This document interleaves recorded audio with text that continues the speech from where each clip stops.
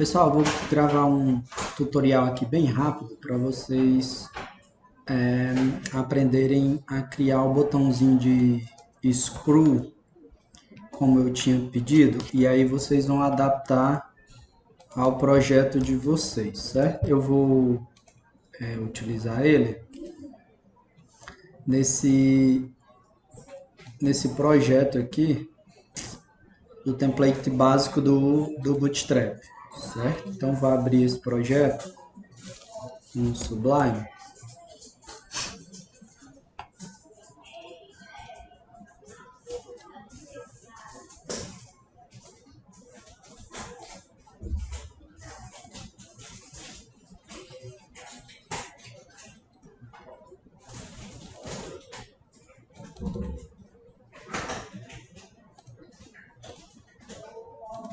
Pronto, estou abrindo esse projeto com o Sublime. Aí o que acontece? A primeira coisa que a gente tem que ver é o seguinte: é bom que ele tenha a barrazinha de scroll aqui, ó, já ativa. Para ter a barrazinha de scroll ativa, esse conteúdo aqui ele tem que ser maior. Então o que eu vou fazer? Eu vou adicionar nessas colunas aqui qualquer conteúdo só para ele aparecer a barrazinha de scroll aqui, certo? Só que no site de vocês já possuem, eu acredito, já esse conteúdo suficiente para criar a barra de scroll, certo?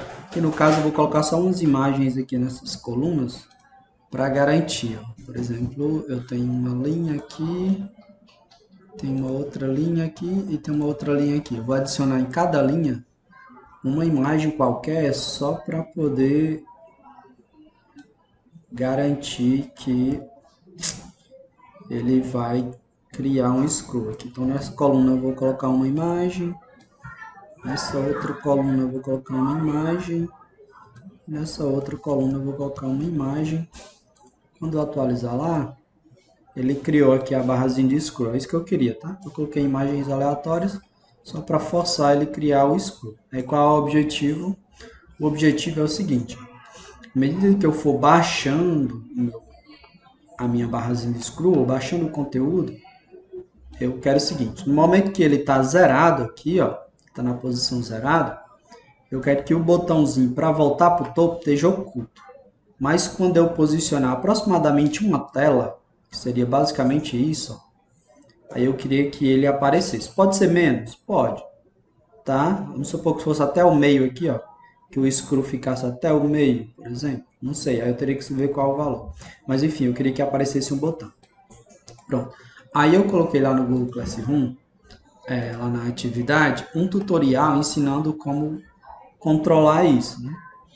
E além disso, agora, aí assim, lá na atividade, aqui em programação web, lá na atividade, o tutorial ensina usando um botão, tá? Eu vou abrir aqui o tutorial e ele ensina usando um botão. Só que eu quero fazer uma modificação. Em vez de usar um botão, ele usa aqui um botão. Ele usa aqui um botão. Em vez de usar esse botão, eu quero usar um ícone. Eu aproveito e ensino para vocês como utilizar a biblioteca de ícones. Tá? Então, ele, aqui no tutorial ele ensina. Aqui é a parte do HTML. Por enquanto eu vou colocar o botão. Então isso aqui fica no HTML. Tá? Eu vou colocar ele aqui. Vou colocar esse botão aqui. Por enquanto eu vou colocar esse botão aqui. Deixa eu ver como é que ele aparece. Atualizar. Ó, o botão apareceu aqui, ó, top, né? Ó. O botão apareceu aqui. Aí o CSS dele. Pronto, aí ele tem esse CSS, eu já poderia aproveitar também. Vou criar um CSS. No caso, eu já tenho um CSS aqui. No caso, eu já tenho um CSS aqui. Vou verificar se esse CSS não vai ser incompatível.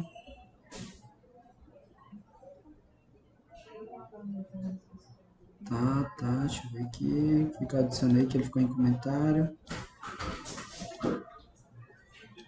Pronto, aqui tem um comentário aqui.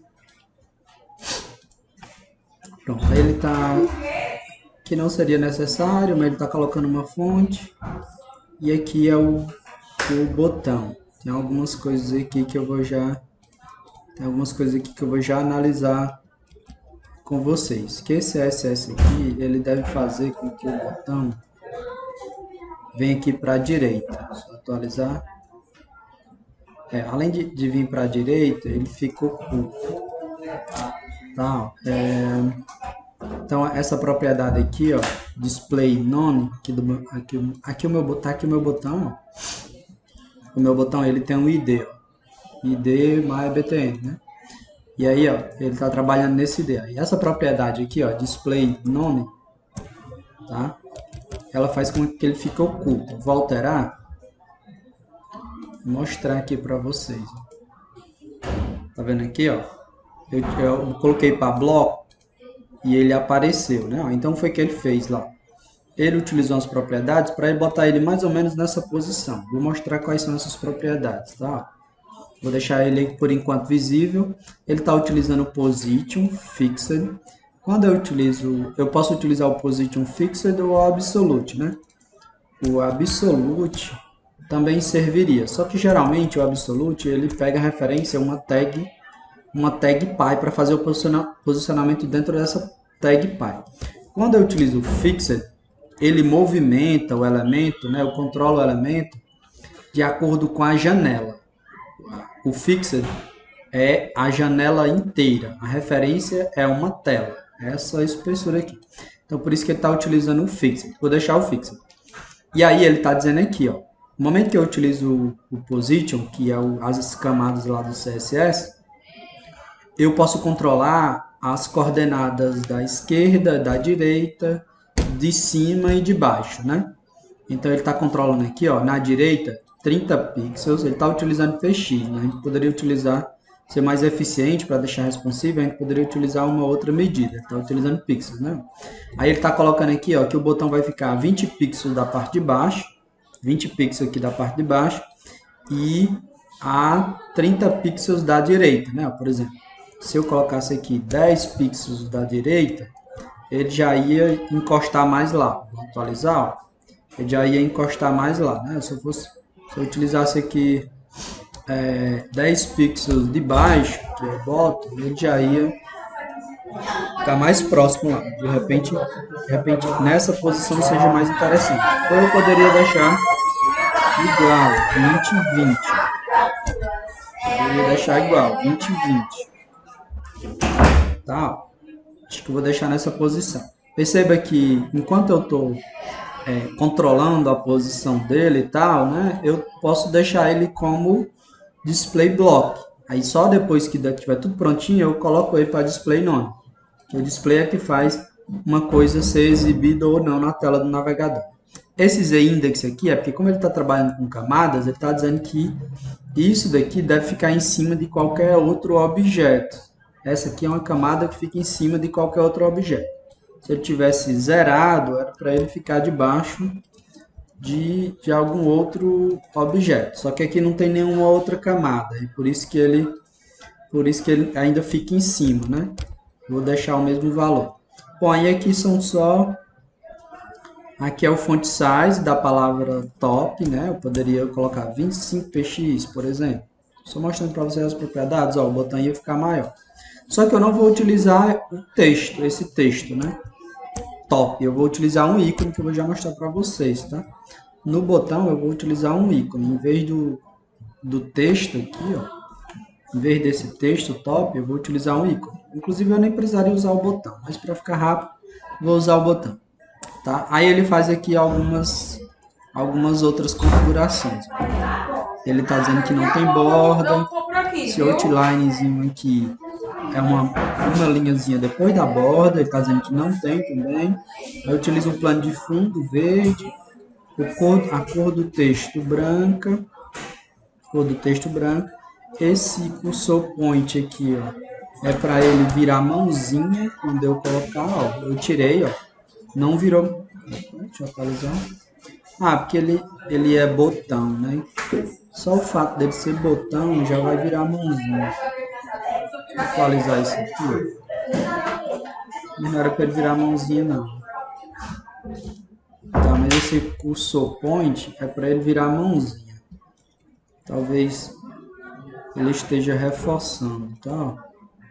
Virar mãozinha quando fica em cima, tá? Virar a opçãozinha de link. Aí ele está utilizando um pad aqui de 15 pixels e um border radius de 4 pixels. Lembra que o border radius é para aumentar a borda, né? Eu vou colocar 10, por exemplo. É para aumentar o arredondamento da borda. Coloquei 10, ele ficou mais redondinho, tá? Vou voltar para o padrão que estava anteriormente, né? Font size aqui era de 18, que é mais ou menos para vocês entenderem o CSS. E aí ele está dizendo aqui que quando você colocar o cursor em cima, ele vai mudar o plano de fundo aqui, né? Inclusive isso daqui precisa ser fechado. Vou aumentar a fonte aqui para ficar mais fácil de visualizar no vídeo. Pronto, essa aí é a questão do botão, tá? Essa aqui é a questão do botão. Só que eu não quero o botão. Não, é melhor eu mostrar a funcionalidade do botão, né? Então, ó, uma vez que o botão tá ok, o que eu vou fazer? Vou fazer o seguinte, vou colocar ele none de novo. Colocar ele, lembre que o meu botão tá aqui no finalzinho, tá? Lembre, tá vendo aqui que tem uma função, vou já trazer, do JavaScript vou já trazer para ele. Vou colocar ele none de novo, aí ele vai sumir. Ele sumiu, tá? E agora eu vou pegar o JavaScript aqui do tutorial, tá? Já peguei o CSS e aqui tá o JavaScript. Bom, eu vou pegar todo esse JavaScript aqui, tá? Lembrando que não tinha JavaScript, eu vou criar um script, criar inclusive uma pasta para ficar bem organizado. No folder e vou colocar como script. A pasta vai ser script. Dentro desse script vai ter um arquivo que eu vou também chamar de script. Então, script e vou chamar de script.js. E agora eu preciso importar esse script aqui no HTML também, né? Então, para importar, eu posso fazer o seguinte. Aqui, ó, depois do Bootstrap, eu vou importar o meu script. Poderia fazer lá no Reader? Poderia, certo? Ou eu poderia fazer o próprio código aqui. Mas fica melhor a gente trabalhar com arquivo externo. Lembrando que aqui, ó, eu entro na pasta script, barra, aí script novamente, .js. Pronto, uma vez que eu fiz isso, eu posso ir lá no tutorial e copiar o JavaScript e colocar aqui no próprio arquivo script. Pronto, aí aqui no arquivo script, o que está acontecendo aqui?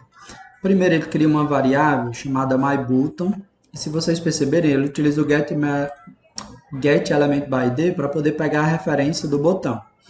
Tá? Aqui é a referência do meu botão, que é myBtn, tá? Aqui, ó, myBtn. Ele pega a referência do botão e guarda nessa variável, né? Depois, ele faz o seguinte, ele está utilizando um evento aqui, ó, window.onScrew. O onScrew é um evento que dispara quando a gente mexe aqui no botão de rolagem, screw. Toda vida que ele desloca um pixel, ele dispara. Se ele fizer um pequeno deslocamento assim, ó, ele já dispara. Esse evento já entra em ação. Então, o que é que ele está fazendo aqui? Esse onScrew, ele fez o seguinte. Ele atribuiu uma função oculta. Tá vendo que é uma função oculta? Ó, não tem nome. Uma função oculta. A gente estudou função oculta. Dentro dessa função, o que ele está fazendo? Ele está chamando uma outra função. Vou dar um Enter aqui, ó, para ficar mais parecido com as funções que a gente fazia, tá? Só que essa função está oculta, né? Aí toda vida que o evento é disparado, ele vai chamar essa função. Aí essa função aqui, ó, né, screwFunction, ela está definida aqui embaixo. Aí o que essa função screwFunction faz, né? Agora aqui é uma função normal, uma função com nome, né? Aqui ele atribuiu uma função oculta a esse evento, um screw. Toda vida que ele que alguém desloca aqui, ó, ele dispara. Tá? Aí ele atribuiu, né, essa função aqui, a esse evento. Então, toda vez que ele disparar, ele vai ficar chamando essa função. Aí, quando ele chamar essa função, ele vem para cá, um screw function. Aí, o que ele faz aqui dentro dessa função? Ele verifica o seguinte, ele verifica o documento, aí, no corpo do documento, o screw top. Ele está verificando qual, ele está pegando aqui, qual a distância desse screw. Ele em top, zerado, ele está nessa posição. No momento que eu vou descendo aqui, ele vai aumentando um valor. E esse valor, ele é pego por esse comandozinho aqui, ó, screw top.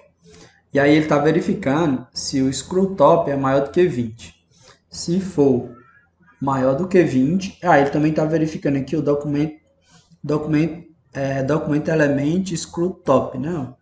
Se tanto o screw top, tanto o corpo, né, o corpo do código, que é o body aqui, ó, tanto o corpo, perdão, o corpo ou o documento, que é a página inteira aqui, ó, agora aqui ele está pegando o documento, o corpo do documento ou o próprio documento, se algum dos dois forem maior do que 20, tá? Que é o deslocamento lá aqui, ó, se você deslocou aqui, ó, se algum dos dois for maior do que 20, eu acho que ele está fazendo com os dois, que é para garantir. De repente pode ter algum navegador que trate isso diferente, pode ser que um trate com o body e outro com o documento. O documento é a página inteira, tá? E o body seria o corpo do documento. Pode ser que um navegador trabalhe com uma coisa e outro com outra. Aí ele já garante que funciona nos dois navegadores. Como esse aqui é uma ou, se um ou esse daqui for verdadeiro, ele já entra para executar aqui. Aí o que é que ele executa aqui? Ele vai pegar a referência do botão, aí ele vai pegar o CSS e vai pegar a propriedade display que foi definida aqui, ó. Tá aqui a propriedade display. E ele vai modificar, só apagar isso aqui. Ele vai modificar a propriedade display que está lá em none, ó, para quê? Para block. No momento que ele modifica para block, o botão vai aparecer. O botãozinho vai aparecer aqui, ó. Tá certo? Agora, né? Se de repente esse deslocamento aqui do screw não for maior do que 20, tanto do body quanto do documento, aí ele vem para o else. Aí o que ele faz? Ele pega a referenciazinha lá do meu botão, acessa a propriedade CSS através do style e, para ser mais especificamente, a propriedade display coloca none. Em outras palavras, se houver um deslocamento lá do screw maior do que 20, ele faz o botão aparecer, se não houver, ele faz o botão sumir. Certo? Aí depois que aparece o botão, quando o botão aparece, né, quando esse botão aparece, se eu clicar em cima dele, tem um evento onClick no botão que chama a função TopFunction. Tá aqui a minha funçãozinha TopFunction. Tá aqui, né? E o que essa função faz? Ela faz o seguinte, ó, ela define o screw top do body e do documento, certo? Do body e do documento em 0. O que isso significa? Significa dizer que ele vai forçar a barrazinha de rolagem do screw e ir para a posição inicial, o top, né? E para 0, certo? Então, quando o botão aparecer, que eu clicar, aí ele faz o conteúdo subir, né? Então, do jeito que está aqui, eu vou alterar esse valor, mas do jeito que está aqui, já deve funcionar. Vou atualizar, não apareceu o botão, quando eu descer, ele apareceu. Quando passa de 20, ele aparece, quando reduz de 20, ele some, né? Ó, tá aparecendo lá e tal. Pronto. A primeira coisa que eu queria é porque eu queria mudar. Eu não queria que fosse 20, eu queria que fosse um valor maior, sei lá. De repente,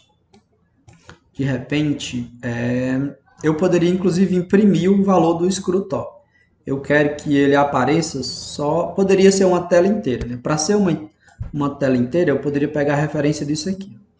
Ou, por exemplo, isso aqui, ó. Essa linhazinha aqui, ela poderia estar aqui para eu começar a disparar, por exemplo. Aqui, ó, nessa posição, seria mais ou menos uma tela inteira. Para ser uma tela inteira, seria aqui, mais ou menos. Certo? Mas, para não ficar tão grande, eu posso colocar aqui na metade. Ou, se vocês preferirem, a tela inteira, tá?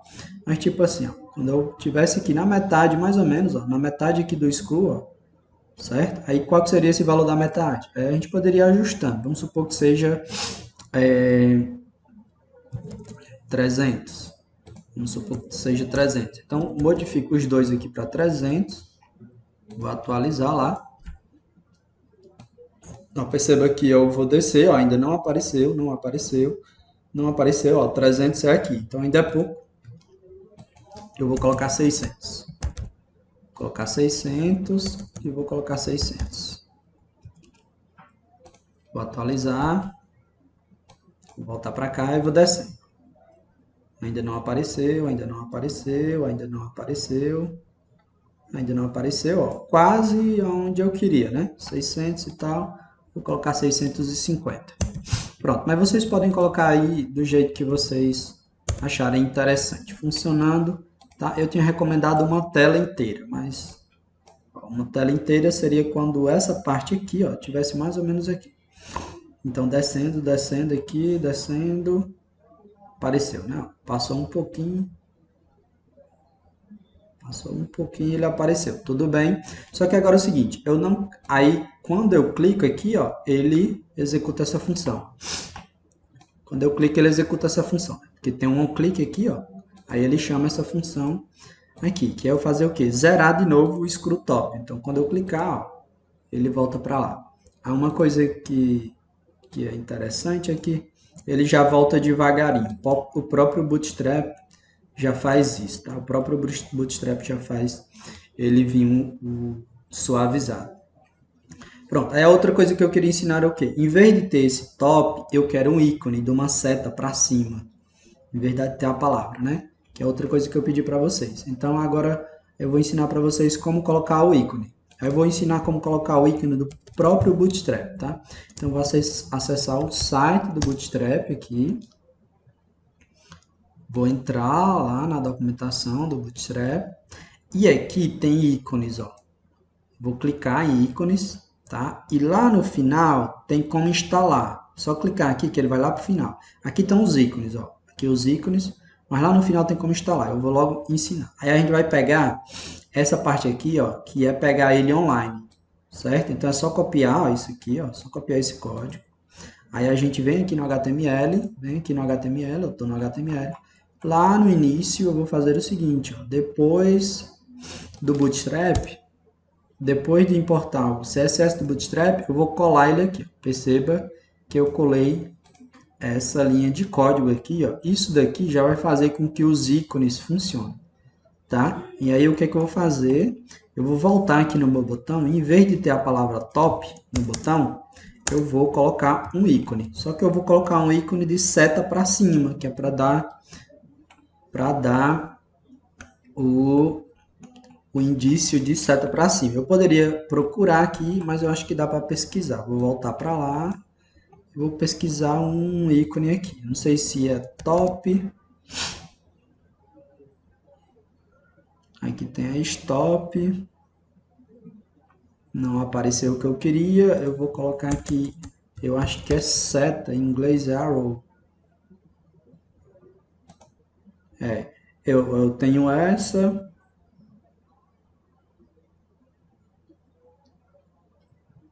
Poderia...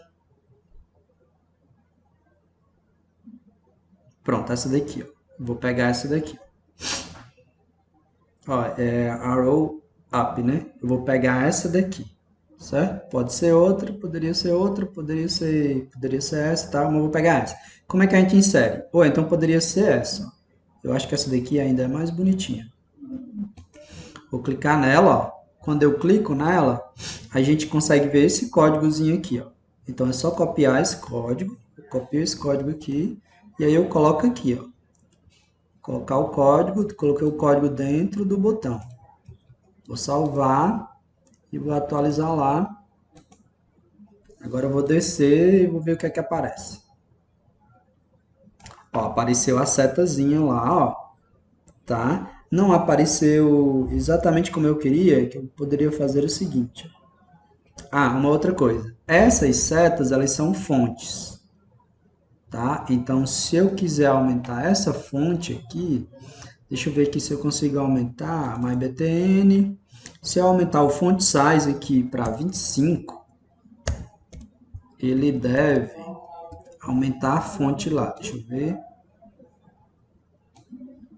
Olha, ele aumentou a fonte. Agora perceba que poderia ser interessante que aparecesse só a seta, sem o botão, né? Ficaria mais bonitinho. Inclusive eu poderia aumentar, deixa eu ver aqui, poderia colocar aqui 30.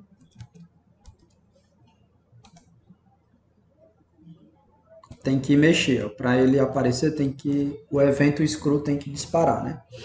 Certo? Só que aí eu poderia tirar esse plano de fundo.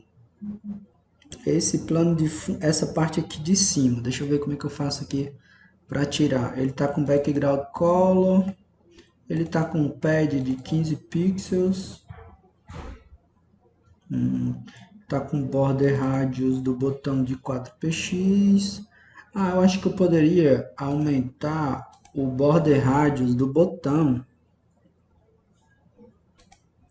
Deixa eu ver se eu tirei nesse pad aqui. Ele já ficaria melhor. Vou reduzir o pad, só para verificar se ele já ficaria melhor. Não é o pad. Tá? Deixa eu aumentar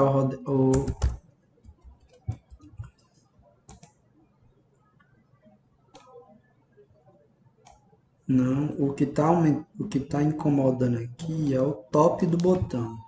Deixa eu ver aqui se tem alguma característica aqui do botão. Eu poderia colocar o plano de fundo do botão transparente. Poderia colocar o plano de fundo do botão transparente. Ele tá sem borda.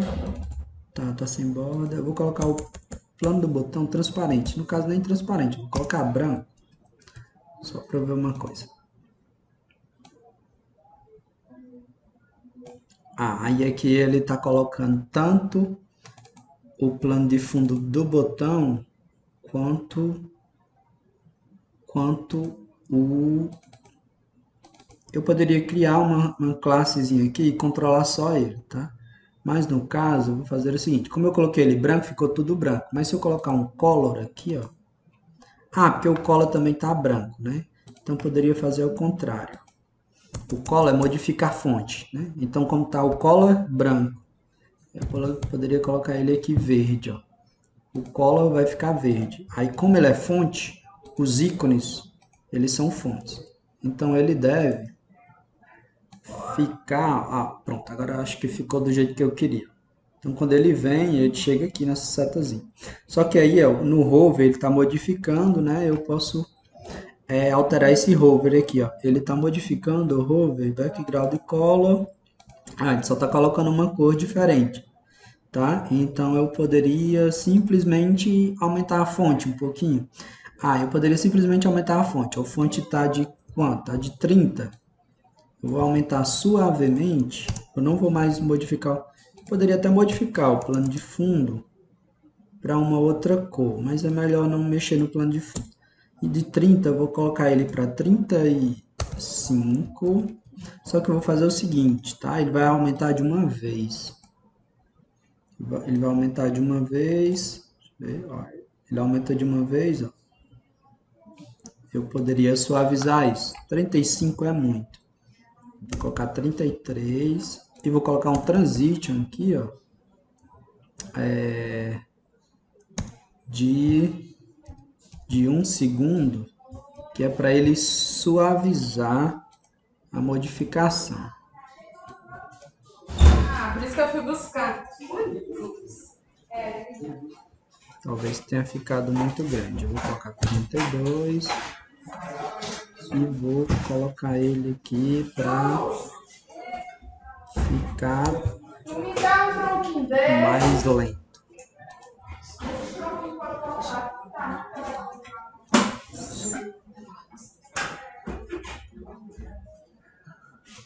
Tá, o efeito não ficou muito legal não, mas vocês podem ajustar depois. Ele não ficou muito legal por conta do right e do bottom, porque ele fica aumentando só em duas direções, para dentro.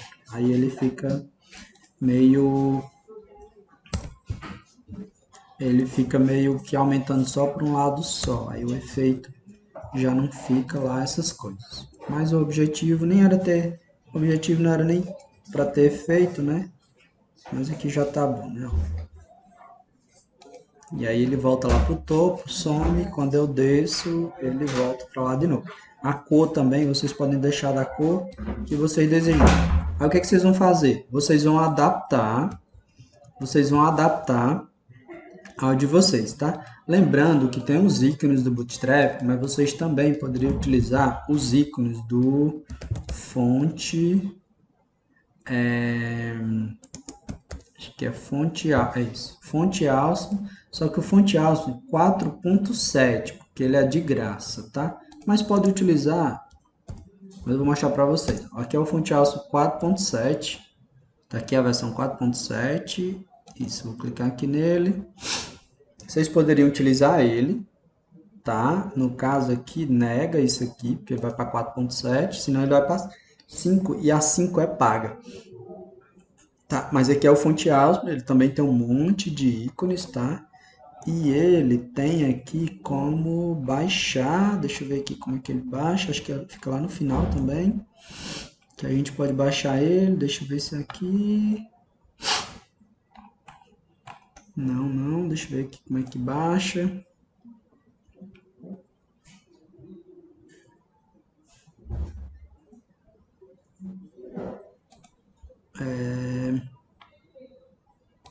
Não, acho que é aqui, em Getter Start, eu tô no 4.7, pronto, eu posso utilizar o CDN dele, deixa eu ver aqui, posso utilizar o CDN, mas eu também posso baixar. Eu acho que nesse caso aqui é melhor baixar. A gente faria o seguinte, você utilizar o fonte Awesome, tá? Baixa ele aqui, ó. Ele vai pedir para você atualizar para 5, aí você não atualiza, continua na 4. Aí ele vai baixar aqui, ó. Uma vez que ele baixa, você teria que fazer o seguinte, você copiaria essa biblioteca para o seu projeto.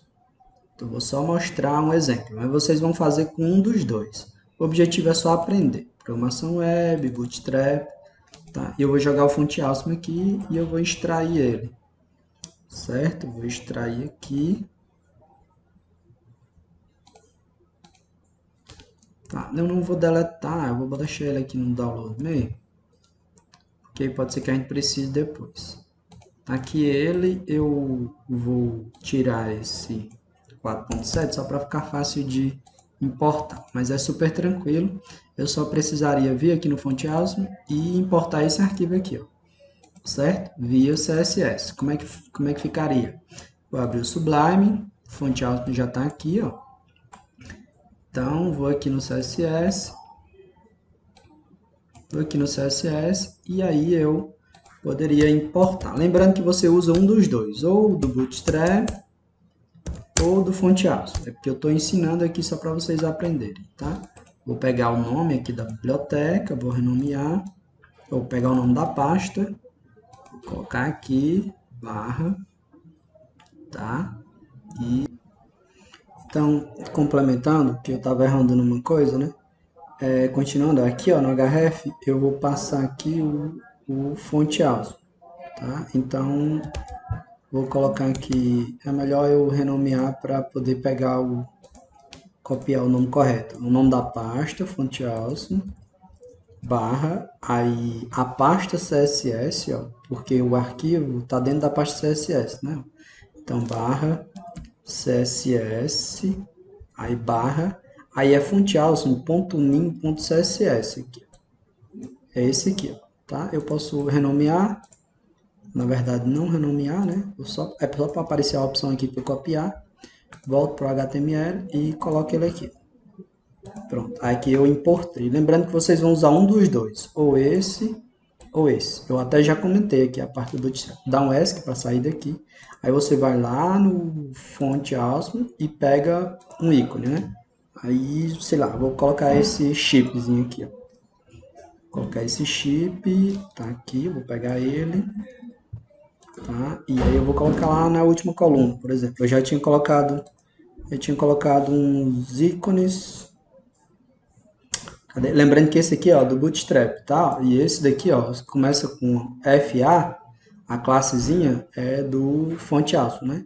Vou colocar aqui na primeira coluna. Aqui na primeira coluna, pronto, aqui na primeira coluna eu vou colocar esse ícone aqui, tá? Se eu quiser aumentar o tamanho dele, é só dar um stylezinho aqui, ele é fonte, então fica font size ponto 30px, por exemplo. Aí ele fica bem grande, né? Eu vou atualizar. Aqui na primeira coluna, ó, o símbolozinho de chip, né? Certo? File microchip, né? Se eu quiser colocar uma cor diferente, aí eu coloco aqui o atributo color e aí eu vou colocar aqui, por exemplo, ficou mais fácil aqui, rápido, vou atualizar. Poderia botar o CSS em outras fontes. Eu tinha colocado outra fonte aqui. Ó, aqui é outro ícone, o íconezinho de seta, tem um íconezinho de usuário aqui embaixo. Tudo isso eu já fui colocando aqui. Aqui é o íconezinho de seta, ó, de arrows, né? O íconezinho de usuário, um círculo, enfim. Aí tem um monte de ícones. Lembrando que vocês vão usar uma das duas, tá?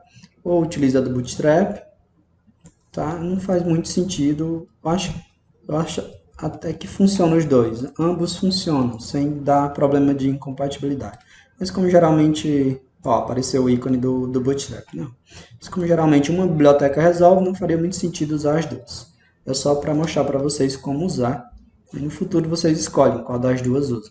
Então é para vocês adaptar essas funcionalidades ao projeto de vocês, tá?